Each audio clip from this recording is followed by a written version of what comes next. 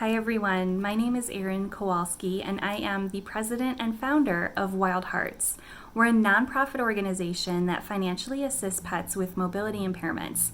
We also provide education, tools, support, and resources to the families that love them.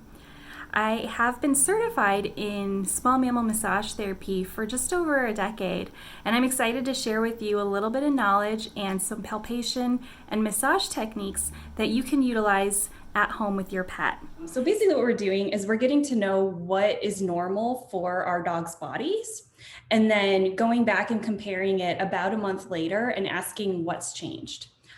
So what I recommend and what I do, this is Josh, he's going to be our demo dog for us today. I actually write down in like a little bit, like a small booklet, like I put down the date and then anything that I find, and that way I can go back and reference it later on. You don't have to do it, but for me, it's a good way to kind of jog my memory as to what happened the last time I did my assessment massage. You know, if you are finding some form of abnormality or a change that's a little bit questionable, I would definitely reach out to your vet about it. So one of the great things about doing assessment massage and palpation is you're able to get in and kind of know what your dog's norm is. And then if there is anything going on, it actually can help detect early medical changes going on in your dog's body, which is really important in overall health. General observations. So even before we're even touching our pets, things to note are going to be posturing and positioning. So how do they normally go from a sit to a stand to a down and back up again? How is that transition happening? Are they laying down a lot or sitting with like one hip down or the other hip down? Are their heads in line with their body? Are their heads dropped? Same thing with their tails. What's their normal positioning of that? And then if they have a preferred side, so just like us, we can be left-handed or right-handed. Dogs or pets in general can be handed as well. So they could have a dominant side. So that's another thing to look for and note if there's a change in that. The other thing is if they need assistance. So if they need help getting up, if they need help positioning to potty, if they need help in and out of the car, like all of those transitions are things that you should be able to note and then reference back. Do they need more help? Do they need more direction? Do they need a little bit more guidance in all of these things? What their current activity levels are, and has that changed? And then one of my big things that I always like to, especially for our aging pets, to listen for is scuffing or dragging of the feet. So are they going through full range of motion as they're walking, or are they kind of not having that ability to flex and extend? And then you start to hear a little bit more scuffing or like dragging of the nails. So that's something that I really encourage you to look for, especially in our older pets, because that can be a sign of joint disease, muscle, things going on, potentially neurologic stuff going on. So those are all, good things to start watching for in your pet. So obviously sight is going to be one of our important senses to use during these assessment massages. In addition to the things that I just mentioned in terms of overall positioning of their bodies, we're going to also on their body look for changes in color, changes in size, changes in shape, any sort of discharge, and then as mentioned before, symmetry. So there's something on the left side that's not going on the right side. Yeah, so there's Josh. So first thing I do is check the nose. I look and see what color it is. If it's dry or cracked, is it moist? So I'll touch it. He's got a little bit of a moist nose to it. There's not necessarily a right or wrong in terms of if a dog's nose should be dry or moist, because some dogs do have, conditions where their noses are a little bit drier and cracked, but it's just something to pay attention to and what's normal for them. So just take note of that. And then the other thing to note is if there's any discharge coming out of it. And right now for Josh, he's A-okay. There's nothing going on there. And then we'll move to the mouth. So with the mouth, we can do a little bit, he's gonna be funny about this. Circles down the long part of the snout. And then we can get back to the masseter muscle, which is the muscle on the sides of the mouth that kind of close the jaw. A lot of dogs that are orally fixated, so like they like to have something in their mouth or chew, or like, you know, they have a tennis ball and they just keep chomping on it. These muscles can overwork quite a bit. So just going in and doing some light circles in the masseter muscle can be a really nice relaxing touch for them. And then if Josh will let me do it, so some dogs let you, some dogs don't, the actual opening up the mouth. So the mouth can tell us a lot about what's going on in the body. Things to watch for are a reluctance to eat, if there's abnormal chewing going on, so if they're eating and things are falling out of their mouth. Is there same thing with water, like they're doing a little bit of more excessive dripping of water out of their mouths when they drink out of the bowl, and then smell. So first thing I'll do, if he'll let me, I'm gonna lift up the the flap of the, there you go, bud. It's okay. He's like, what are you doing, Mom? So there's two places on Josh's body that he doesn't really enjoy being touched. One is the mouth and the other are his front paws. He could care less about the back paws, but he hates getting his teeth cleaned. So he tends to have a little bit of a reaction. So what you're gonna do is lift up the flap of the mouth, and the gums and the tongue should be a healthy kind of pink, almost like a bubblegum pink color. That's not to say that's true across the board, because there are some dogs that naturally have a black tongue. So like our Chow Chows and some of our mixed breeds can have black. So we're just looking to make sure that there's no raised areas in that black tissue, because that could be an indicator that you might want to go see your vet about. But normal gums are going to be healthy bubblegum pink color.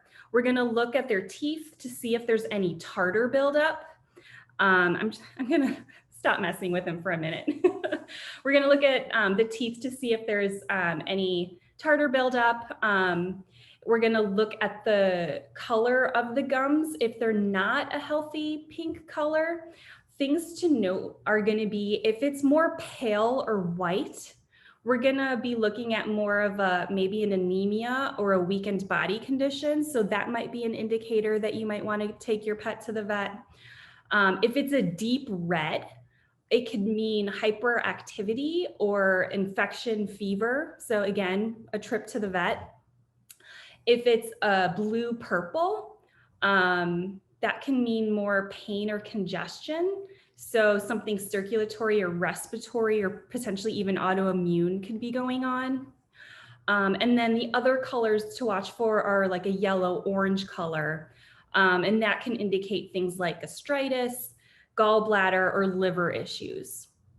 The other thing is we're gonna smell their mouths. So again, Josh, if he allows it, you're gonna open up and smell inside. Things like a lot of people think that dog's breath is supposed to smell kind of bad. In general, it's not going to be pleasant, but it shouldn't have an offensive odor. So things to watch for, if there's like a sweeter smell to your dog's breath, it can indicate something like diabetes, because of the way that the sugars build up. If there's almost like an ammonia type of smell, that can be indicative of some kidney issues going on. This is a funny way to put it, but like a rotten vegetable smell can mean something like a necrosis, so some form of deadened tissue happening within the mouth. And then the one that I feel like I tend to smell or notice the most in some of the pets that I work with is going to be more of a metallic or iron smell. And that's typically indicative of a periodontal disease, something like a bacterial or infection, something like that going on. So those are just things to watch for within the mouth itself. We spend a lot of time on the mouth just because there are so many things that we can notice a change in with the mouth. So again, going back, smell, sight, color changes, and then any sort of bumps or irregularities going on, in addition to anything like tartar buildup going on in the teeth. Next thing we're going to move on to then is going to be the eyes. So again, we're not going to be doing any form of massage on the eyes, but looking at what the normal color is. Sometimes there's a change in color within the whites of the eyes. So making sure that you know what the norm is for your pet and if that has changed at all. And then if there's any discharge coming out of the eye. So, the natural kind of, like Josh has a little bit of that, what we call sleepy eye, that little bit of like white, clear discharge just from him being asleep for a little bit. But if it's yellow, green, those are any form of discharge with those colors might mean an eye infection. So watch out for that. And again, trip to the vet. And now we're going to get back to more of the touch. So once we hit the eyes, we already hit the masseter muscle. We're going to start again going left and right side, small circles up the top of the skull, and then to the ears. So the ears are kind of a cool thing to work on dogs. Again, we're going to look for what the color is inside the flap of the ear, the pinna. We're going to look at, again, for if there's an odor. So we're going to smell inside the ear. I refer to it as like a corn chip smell. So if you think about, what corn chips smell like, that typically is indicative of a yeast infection or a bacterial infection going on in the ear. Probably something you want to get checked out. You might need to get prescription to take care of the infection that might be going on in there. The other thing I'll do is do a little bit of a gentle circle right at the base of the ear, because you could be playing around with the ear and they can be fine. If you start manipulating the base of the ear, that can mean, and they're irritated by that or they react to that, that can mean that there's an inner ear infection going on. So I definitely always go in and do a little bit of manipulation through there. This is particularly true for our dogs that have longer ears. So our basset hounds, sometimes our dachshunds tend to have longer ear flaps or pinnae. So the dogs that can kind of trap a lot more, like if there's moisture that gets in there and then the flap kind of keeps all of that inside, those dogs are a lot more prone to having ear stuff going on. We'll also do a lot of just nice stroking on the inside of the ears. So I'm just using pads of the fingertips and stroking up. This is one of Josh's favorite things. He gets really into it. And part of me kind of anthropomorphizes what they're thinking, but our tactile sensation of fingertips going in the ear is completely different than what it feels like for their paws and their nails to be going in there and scratching. So a lot of dogs really enjoy, so like Josh is really getting into it. You can see him kind of moving into my fingers a little bit. Really, really enjoy the fact that our pads of our fingers are soft and they really enjoy that touch.